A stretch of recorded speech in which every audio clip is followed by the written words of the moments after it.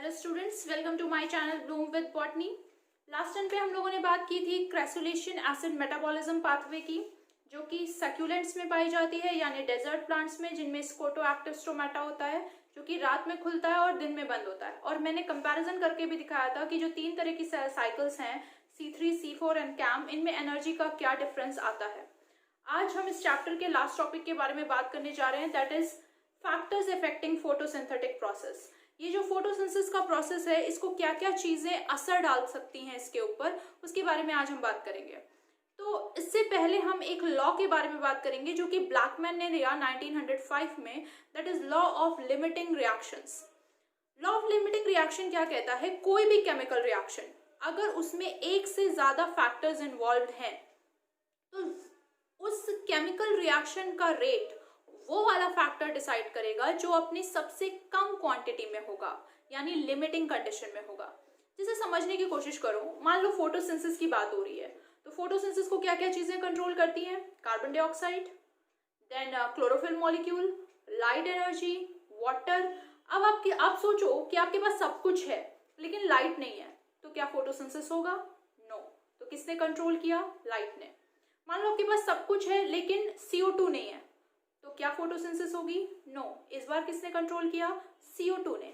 तो हर बार कंट्रोल किसके हाथ में जा रहा है? उस फैक्टर के हाथ में जो अपनी सबसे कम कंडीशन में है, सबसे कम कंसंट्रेशन में है, यानी लिमिटिंग कंडीशन में है।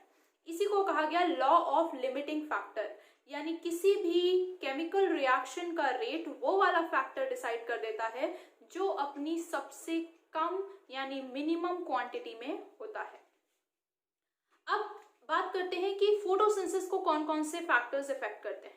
तो फोटोसिंथेसिस को मेनली 2 तरह के फैक्टर्स इफेक्ट करते हैं, एक बाहर के एक्सटर्नल एनवायरमेंटल फैक्टर्स और दूसरे उसके अंदर के इंटरनल प्लांट फैक्टर्स। तो ये 2 तरह के फैक्टर्स प्लांट के फोटोसिंथेसिस प्रोसेस को इफेक्ट करते हैं। पहले बात कर लेते हैं एक्सटर्नल एनवायरमेंटल फैक्टर्स की। एक्सटर्नल एनवायरमेंटल फैक्टर्स जैसे कि कितनी लाइट अवेलेबल है, सनलाइट। अच्छा, ये जो लाइट है ये प्रोसेस को 3 तरह से अफेक्ट करती है। लाइट का quality, quantity and duration. Quality, wavelength की बात हो रही है। पूरी सनलाइट को प्लांट यूज नहीं करता, केवल विजिबल रेंज को यूज करता है, जिसे हम PAR भी कहते हैं, फोटोसिंथेटिकली एक्टिव रेडिएशन। और इसमें भी ब्लू और रेड लाइट में मैक्सिमम होती है और ग्रीन में मिनिमम होती है। क्वांटिटी यानी intensity, number of photons per unit time, लेकिन वो भी एक लिमिटेड कंडीशन में। आप बढ़ाएंगे तो नो डाउट बढ़ेगा, लेकिन थोड़े समय के बाद घटने लगेगा, क्योंकि फिर वो उसको बर्न कर सकता है, उसका फोटो ऑक्सीडेशन कर सकता है। तो minimum requirement is 1% of total sunlight and maximum वो यूटिलाइज कर सकता है 10% ऑफ टोटल सनलाइट। उसको कहते हैं लाइट सैचुरेशन लिमिट। तीसरा है ड्यूरेशन। उसका कोई इमीडिएट इफेक्ट नहीं पड़ता, बट यस ओवरऑल होता है। अगर आप बहुत देर तक सनलाइट दोगे तो ज्यादा फोटोसिंथेसिस होगी, कम ड्यूरेशन के लिए सनलाइट मिलेगी तो कम फोटोसिंथेसिस होगी। तो ये तो हो गया अवेलेबल सनलाइट। दूसरा, CO2 कंसंट्रेशन, एटमॉस्फेयर में CO2 का कंसंट्रेशन सबसे इंपॉर्टेंट फैक्टर। तीसरा, टेम्परेचर। टेम्परेचर का ज्यादा असर हमें डार्क रिएक्शंस पर देखने को मिला है, बिकॉज रुबिस्को टेम्परेचर सेंसिटिव होता है, ये मैं आपको पहले भी बता चुकी हूँ। And then water. वाटर के बारे में तो ये कहा जाता है कि प्लांट 100% अगर पानी एब्जॉर्ब करे तो 99% पानी इवेपोरेट कर देता है, यानी केवल 1% पानी में वो अपने सारे काम करता है। तो यानी फोटोसिंथेसिस की रिक्वायरमेंट 1% से भी कम हुई।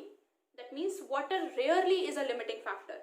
उसका कोई डायरेक्ट इफेक्ट नहीं होता, हाँ वो इनडायरेक्टली इफेक्ट कर सकता है। इनडायरेक्टली कैसे? अगर सॉइल में अवेलेबल वाटर कम हो जाए तो फिर प्लांट मुरझाने लगेगा, विल्टिंग करेगा, तो फोटोसिंथेटिक एरिया कम हो जाएगा।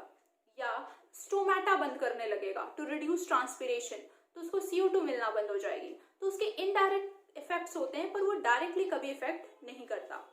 तो ये तो हो गए बाहर के external plant factors, external environmental factors. अब हम बात करते हैं इंटरनल प्लांट फैक्टर्स। प्लांट के अंदर के जो फैक्टर्स उस फोटोसिंथेसिस को रेगुलेट कर देते हैं, उनके बारे में अगर हम बात करें तो जैसे कि कितनी लीव्स हैं, कितने मेसोफिल सेल्स हैं, कितने क्लोरोप्लास्ट हैं, उनका क्या साइज है, कितना नंबर है, क्या एज है, क्लोरोफिल का कंटेंट कितना है, स्टार्च का कंटेंट कितना है, इंटरनल CO2 कंटेंट कितना है, ये प्लांट के अंदर की जितनी चीजें हैं वो सब इंटरनल प्लांट फैक्टर्स में इंक्लूड होती हैं। ठीक है, तो यहाँ देखिए मैंने आपके लिए ब्रीफ अप कर रखा है।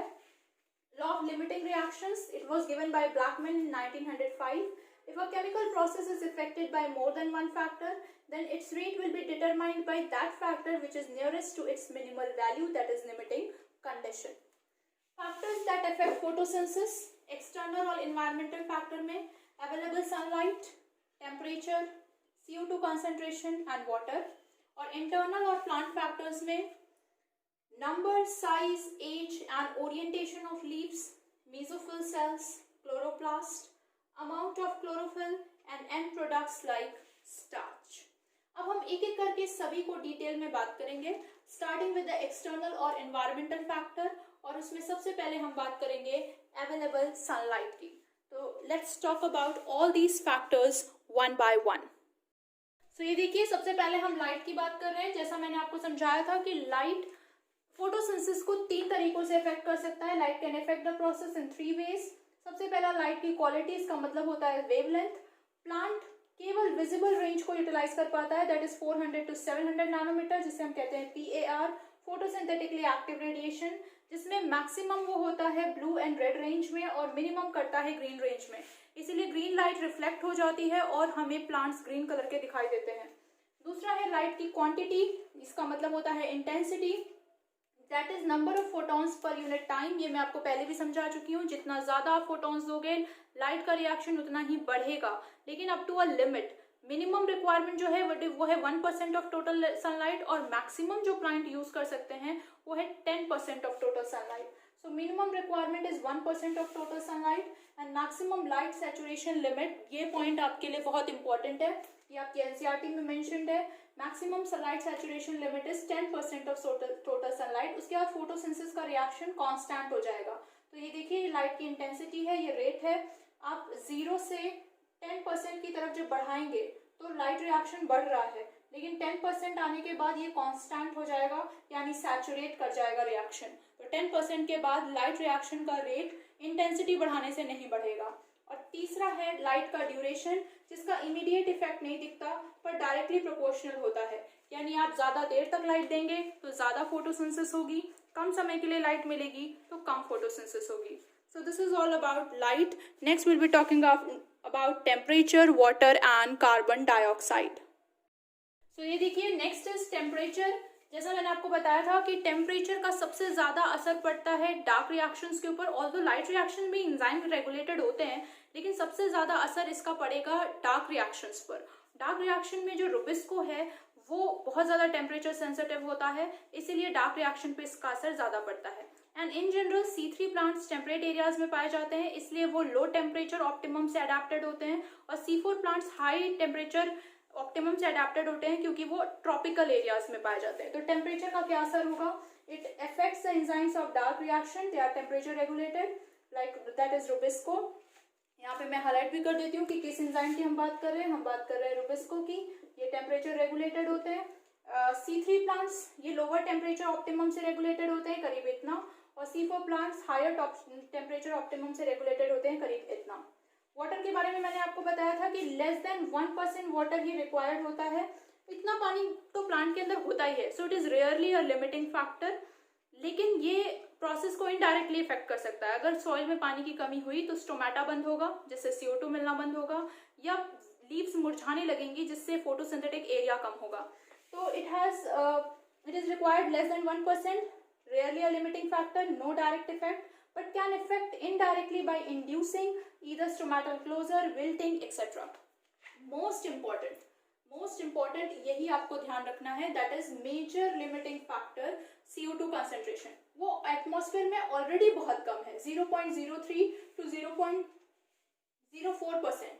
अगर हम इसको बढ़ाएं तो फोटोसिंथेसिस का रेट भी बढ़ जाएगा, लेकिन ये ओनली अप टू 0.05%। इसके बियॉन्ड अगर हम बढ़ाएंगे तो क्योंकि CO2 एक ग्रीन हाउस गैस है, तो ग्रीन हाउस इफेक्ट एनहांस होगा, ग्लोबल वार्मिंग होने लगेगी, जिससे और सारी दिक्कतें क्रिएट हो जाएंगी। इसलिए CO2 को बढ़ाना is not a solution CO2 को हम एक लिमिट तक ही बढ़ा सकते हैं, तो वो लिमिट क्या है, अप टू 0.05% ओनली, तब तक हम इंक्रीज कर सकते हैं रेट, उसके बियॉन्ड ये डैमेजिंग होने लगेगा।